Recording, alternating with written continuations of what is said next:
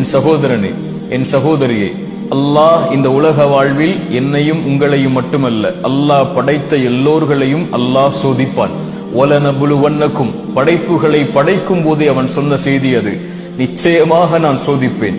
செல்வத்தை எடுத்து சோதிப்பேன், உயிர்களை பறித்து சோதிப்பேன், உடைமைகளை எடுத்து சோதிப்பேன், இப்படி பசியை கொடுத்து சோதிப்பேன், இப்படி எல்லா வழிகளிலும் நான் சோதிப்பேன்.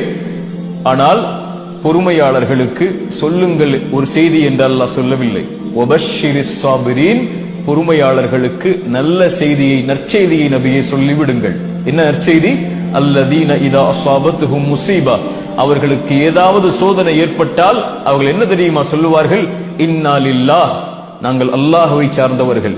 வ இன்னா இலைஹி ராஜிஊன், அவனிடத்தில் தான் நாங்கள் செல்ல இருக்கிறோம். எங்களை படைத்தவன் அவன், எங்களை மரணிக்க செய்பவனும் அவன்தான். அவனுடைய நாட்டத்தை மீறி எங்களுடைய வாழ்வில் எதுவும் நடக்காது.